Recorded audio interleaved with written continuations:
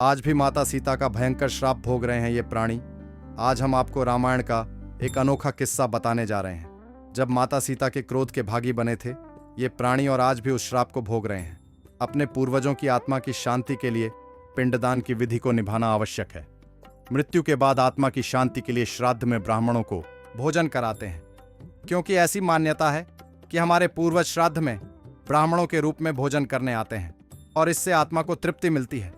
प्रभु श्री राम के अपने भाई लक्ष्मण और पत्नी सीता के साथ वनवास जाने की बात हम सभी जानते हैं।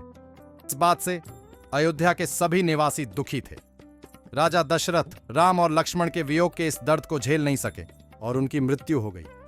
पिता की मृत्यु के इस खबर से राम और लक्ष्मण सभी को गहरी ठेस पहुंची। नमस्कार दोस्तों, छोटका बाबा चैनल पर आप सभी का स्वागत है। यदि आप भी राम जी और माता सीता से प्रेम करते हैं और उनका आशीर्वाद प्राप्त करना चाहते हैं तो वीडियो को लाइक और चैनल को सब्सक्राइब जरूर करें और हाँ, कमेंट में जय सिया राम जरूर लिखें।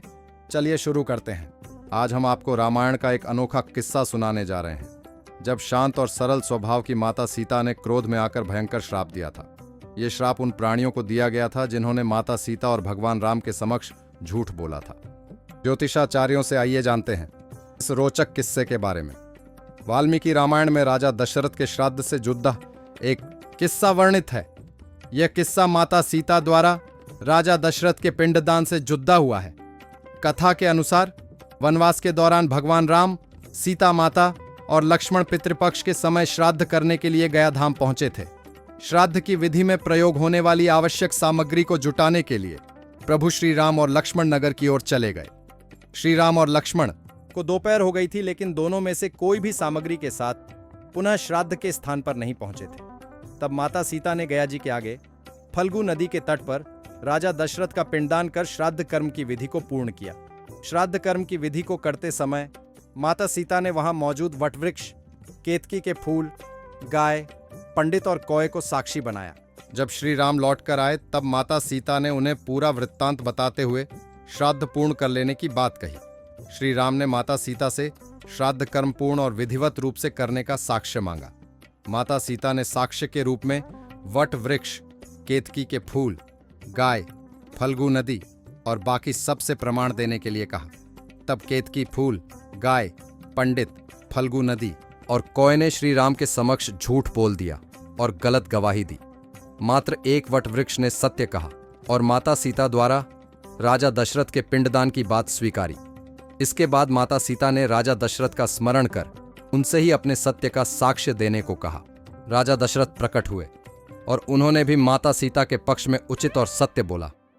इसके बाद माता सीता ने झूठ बोलने पर केतकी फूल, गाय, फल्गु नदी, पंडित और कौए को श्राप दिया कि फल्गु नदी, जा तू सिर्फ नाम की नदी रहेगी, तुझमें पानी नहीं रहेगा। इस कारण फल्गु नदी आज भी गया में सूखी रहती है।